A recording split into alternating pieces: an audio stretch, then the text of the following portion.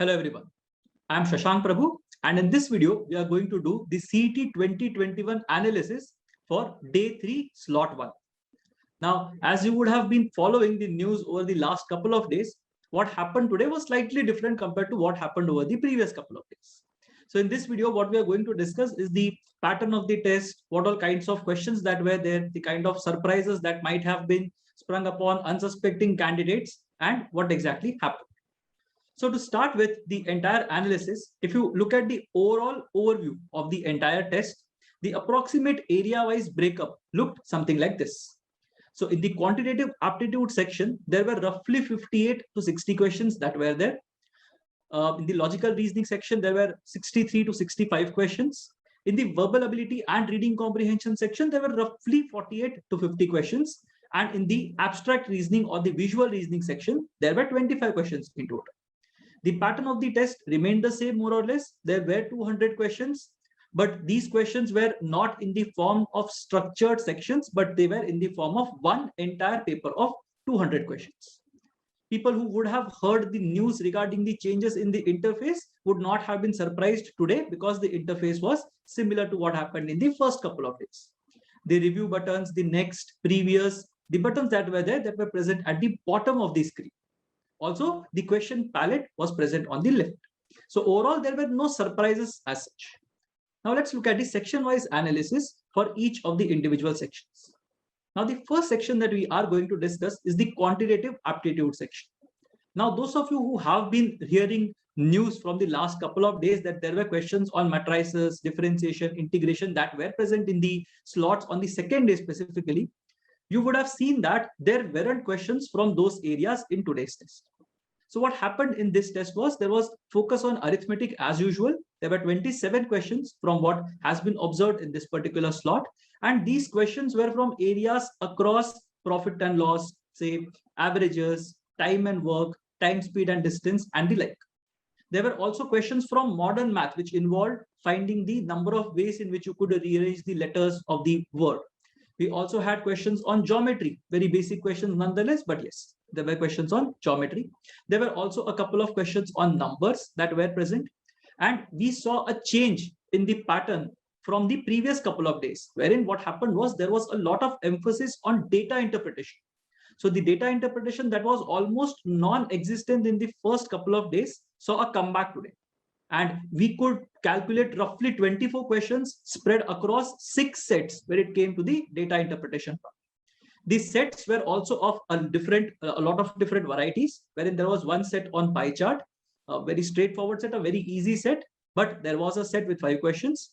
We also had a set on 3-factor Venn diagrams, which was again based on a very basic concept and had 5 questions. There was a table-based data interpretation caselet, which was slightly calculation intensive, but the options were far apart, and that had 3 questions. And also there was a data interpretation that was based in the form of a caselet, or rather there were a couple of sets that were in the form of caselets, wherein you had to interpret the data. And in some cases, you had to apply some mathematical elements to it as well, because it was in the form of, say, a concept like averages or time and work. So there were 11 questions that were based on these areas. Overall, if you look at the level of difficulty of the quantitative ability or quantitative aptitude section, it was easy in nature. Most of the questions were doable, and people who would have been taking IMS SIM CETs would have seen these kind of questions earlier. In fact, there were a couple of questions that were based on the exact same logic that we study in our class, and so you would be able to solve these questions easily. Overall, if you look at it, there were 58 to 60 questions from this area, which was more or less similar to what was expected from the particular test. Moving on to the next section of logical reasoning. The logical reasoning section was more or less similar to what had appeared in the previous slots. There were questions both on non-verbal reasoning and verbal reasoning. The non-verbal reasoning questions were focused a bit on arrangements, family tree, series-based logic, coding and decoding, direction-based questions, symbol-based logic, and ranking of people in terms of order. There were 57 to 60 questions that were present from the areas of non-verbal reasoning. And predominantly what we could see in this particular case was there were questions or sets that were based on arrangements in this particular context. There were 2 sets on arrangement that had 5 questions each. family tree also played a very important role in this particular section, with around 13 questions appearing from the concept of blood relations and family tree.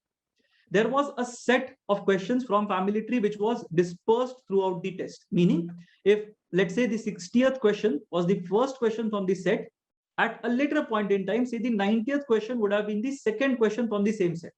So you had to keep your rough work handy, and you had to understand that the data that you would have made for one question or one part of a set would have to be used for the other part of the set at a later point. So that was something you had to be careful about.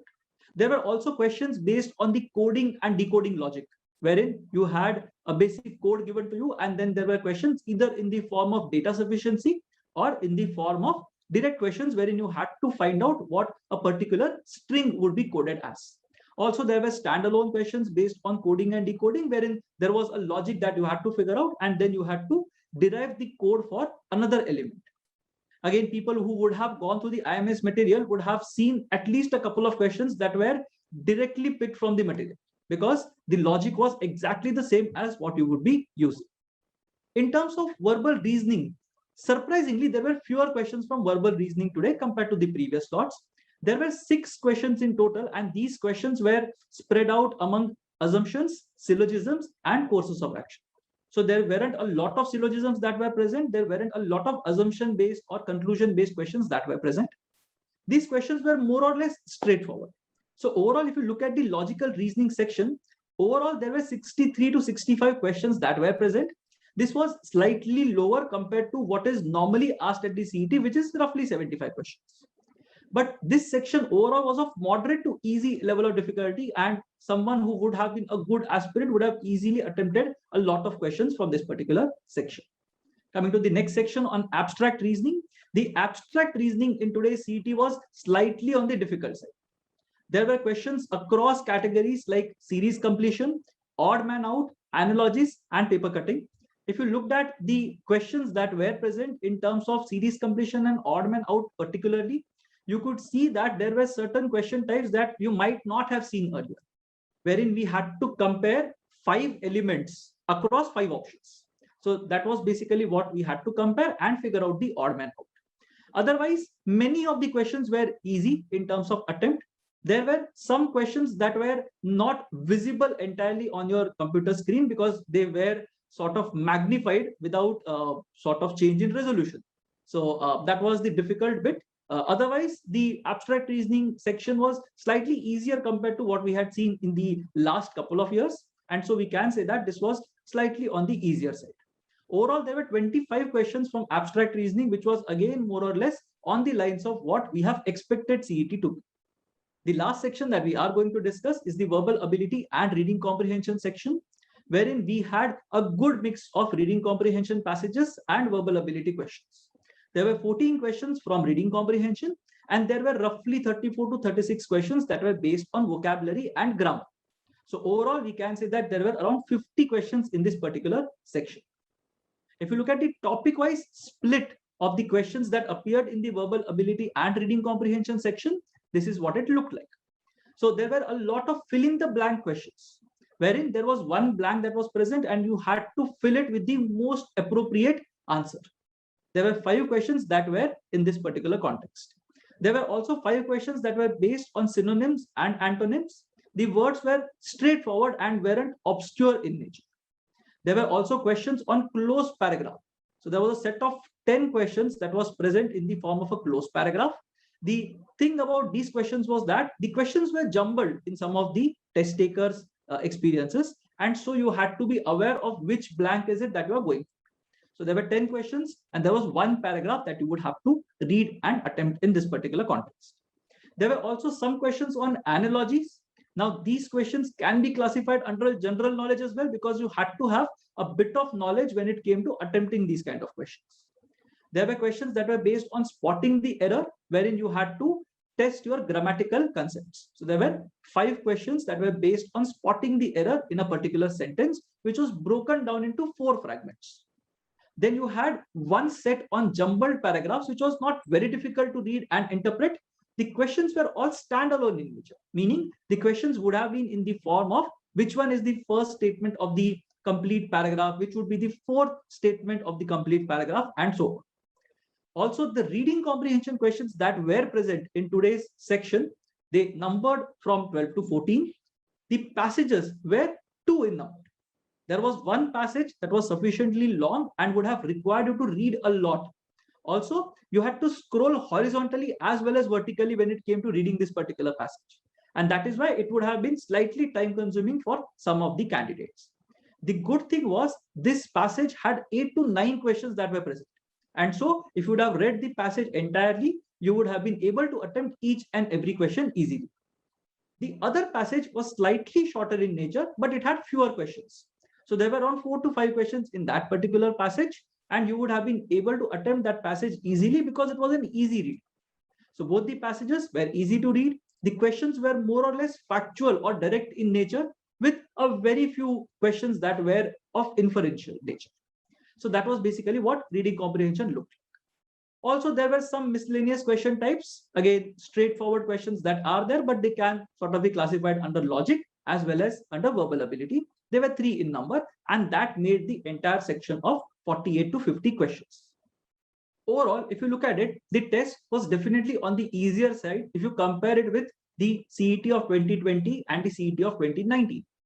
The test was designed in such a manner that there were a lot of arithmetic questions that were present. There were a lot of logical reasoning questions that could have been attempted easily. And that's why we expect the number of attempts to go up for this particular slot. Overall, if you look at it, an attempt of roughly 170 questions was not impractical in nature. And I'm sure that most of you who would be watching this analysis would have solved at least 140 to 150 questions in this slot. Needless to say, whoever is the most accurate in this particular slot would benefit the most. And of course, there will be a bit of normalization that might also come into play for this particular slot. So I hope all of you fared well at this particular slot. Do let us know in the comment section what you think about the test and what you think about the analysis. If there is any doubt or query, you can let us know. We will try to reply to you in the comment section below. All the best with the further process, and we'll see you soon.